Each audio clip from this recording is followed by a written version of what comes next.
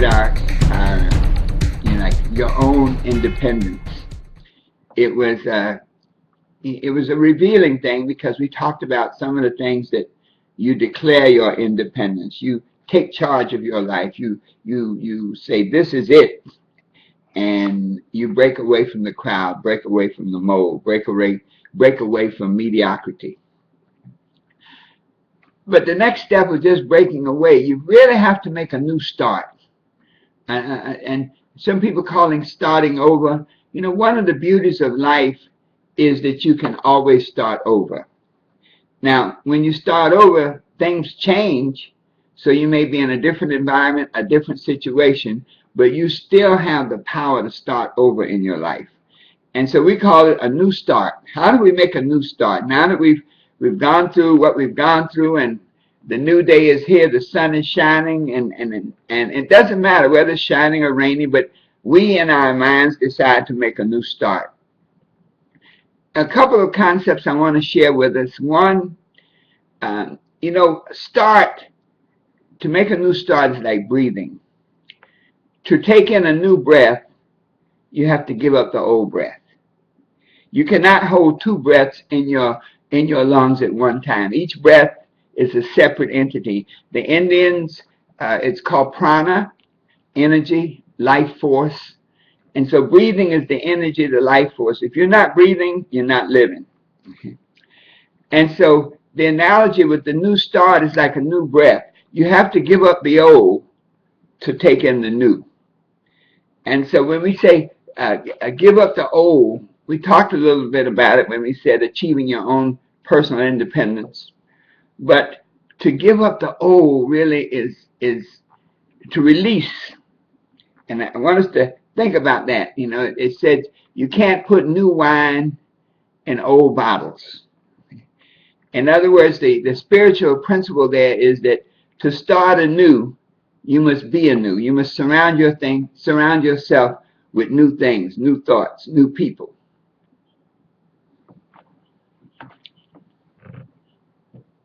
So, as we think about a new start, what do we do to get going? What do we do to say, this is it?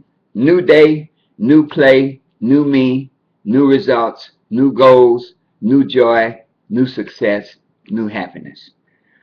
Well, you know, we talk a lot, and I want us to remember, I call it the 4 pillars of success. The 4 pillars of success are thoughts, emotions, habits, and associations. I'll say it again. The 4 pillars of success are thoughts, emotions, habits, and associations. And so when we make a new start in our lives, we have to make a new start in every regard. And so these 4 pillars give us direction to make those changes necessary to get where we want to go and to be what we want to become. And so the first key to that new start is new thoughts. And the reason is that thoughts are the foundation for your life. Thoughts are the blueprints for your living. If you want to see where a person is going to be 5 years from today, look at the thoughts they have. If you want to see where a person will be tomorrow, look at the thoughts that they hold today. So your thoughts are like your blueprint for your reality. And as it says, a man shall have whatsoever he thinks in his heart. And so there's a duality between thoughts and emotions. So that new start, that new day for you, begins with your thinking. And the reason is that you have to reevaluate where you are. You know, sometimes we say that now I've decided to make a new start, but a start implies a destination. A start implies a goal. In other words, you don't just start, you start to go somewhere. And so the first key towards that new day, that new start, is to examine and reevaluate your goals. Examine and reevaluate where you're going. Sometimes you may be on the right track, but the wrong train. Okay? If you're on the right train and it's on the wrong track, you'll never get anywhere. But if you're on the right track, at least it's like people are striving for success, they just don't have the right vehicle, but they have the right mindset. They have the right emotional foundation. They have good habits. They have good people. It's just that they have not gotten on the right train, the right vehicle. And so I'm sure that all of us who are in whatever business, in our business or in other businesses, one of the keys is to make sure that you believe without a doubt that you're on the right train. Because if you believe that and you understand that, then you become congruent with it and you start attracting success into your business. So evaluate your goals. You may not need to, many times you don't even have to change them. I think most of us who've been on this path for a while, our goals are pretty set. We know pretty much where we're going. If not, we need to work on that. Sometimes we just have to take a different look at our goals.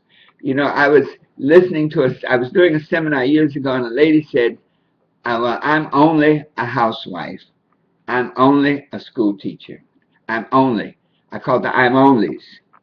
And they were a great teacher. All they needed to do was to change their thinking about who they really were. So sometimes you'll be on the right path. You just have to look at it differently. And so instead of saying I'm only a mom, then you might look at it and say, I am a creator of the children and leaders of the future.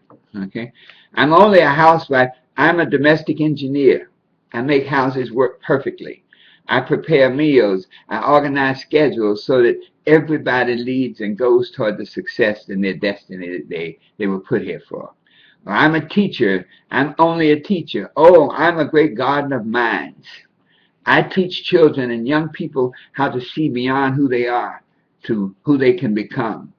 And so that first step toward making your new start is to see yourself in a frame, a new frame. If the frame you have is working fine and you just need a new realization, great.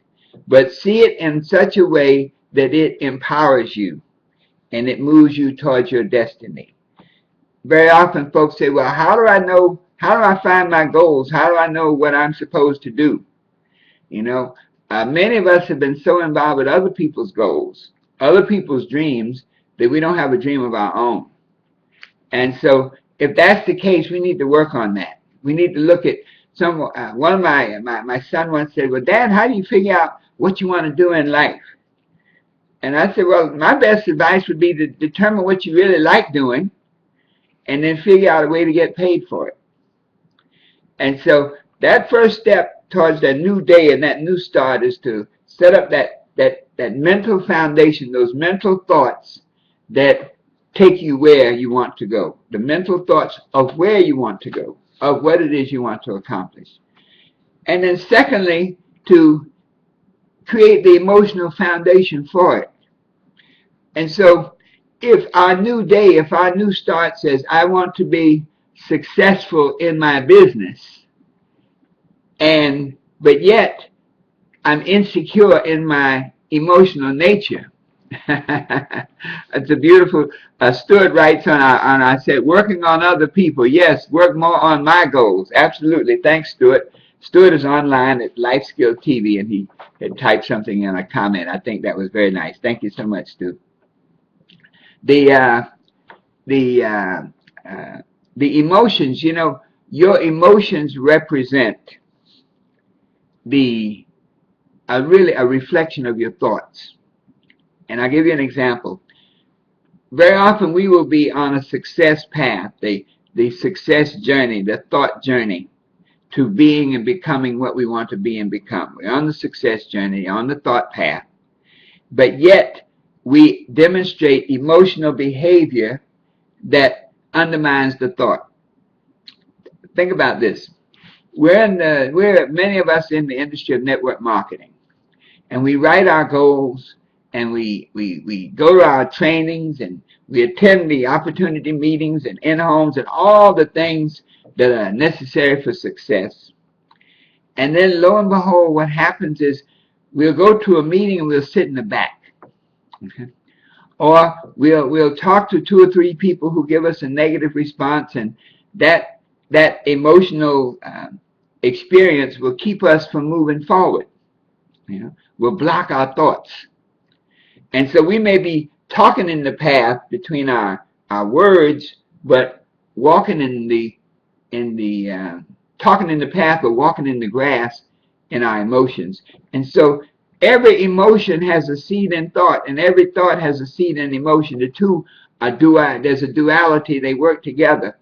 And so when we find that situation where our emotions do not support the new start. Remember we said the idea of thought of a new start means a new breath. This is where it becomes clearly obvious that we have to release some of the things that have been holding us captive. There's a story they tell many times of a monkey that was very crafty. One version of it, a South American monkey that was very crafty. It was a meat-eating monkey. And every time they attempted to capture this monkey, he managed to get away. I mean, he was just incredible. He outslicked them every time. And so finally, one very smart hunter took a piece of meat, put it inside a cage, and left the door open. So his friends laughed at him. He's like, how do you expect to catch that monkey, with the door open? They were thinking that the hunter was going to wait for the monkey to go in the cage and then run and slam the door. But that monkey was much too crafty. He wasn't going to do that. The monkey went around behind the cage and reached in and grabbed the meat. But something happened. When he started to pull the meat out, his hands holding on to that meat were too big to slide through the bars of the cage. And so although the monkey was outside the cage, holding on to that meat had the same effect as him being in the cage. He was trapped. He was caught. And so with our emotions, if our progress is not going the way we want it to, then that emotion and thought-emotion duality often is what is holding us back. We may be holding on to something emotionally that's keeping us locked in the cage of failure and mediocrity. And so we are on the path, but yet we have that inside feeling of unworthiness, that although we say our goals and we say what we want to become, but inside that, maybe as a child we were taught insecurity. Maybe as a child we were unloved. Maybe in a relationship we're unloved or dishonored. But whatever that emotion is that's there, no matter what thoughts we have, it will keep us captive to mediocrity and failure. And so this new day, we must release any emotion that does not support the thoughts for success. There's a whole body of knowledge, in our industry. Probably the number one emotion that causes people to quit is the emotion of rejection. Nobody likes rejection. And when we start to build our business, we have a dream. Your dream has to be big enough that rejection doesn't matter. We have a great big dream of what we want to do, be, and have, and then 4 or 5 people say no, and man, we're ready to quit and walk out the door. And so for the brand new day that we're facing, the new track and the new start, we have to overcome that. There's all kinds of books. There's a great book called, I think it's Seeking the No. And the frame is that emotionally, you want to hear a no, because the no emotionally means that eventually you're going to get a yes. That's like the darkness. No matter how dark the night, if you're just patient, sooner or later the sun will rise and the darkness is dispelled. Similarly, if you keep getting the no's and don't let them knock you out of the game, just go for the no. I'm looking for a no. I'm not disappointed. I know I love these no's. Well, the idea is that will keep you along in the game long enough that the yes will come. And so that new emotion, those new emotions that support the goals that you're seeking through the thoughts that you've laid out. The third pillar is the habits, that when you start the new journey, the new start in life, to look at the habits that you have that have been counterproductive. And we always know what they are. Anything we make an excuse for is like a key to a negative habit. Anytime we make excuses for things, I was late because I had to take care of this, I had to take care of that. I didn't keep my word because this, that, anything, any habit that you have to make an excuse for, that's a good tip off. It's a negative one, and run and change it. And so that new start means to eliminate those habits that you know are counterproductive, and you know exactly what they are. And if there's anything that you're making excuses for, then that's a key, that's one of them. Right? Habits have to be replaced with new habits. You know, it's not enough just to say, I won't be late ever again. You have to replace it with a new habit that I am always early. I am always early, because the new habit then dictates a thought and behavior pattern that will get you there.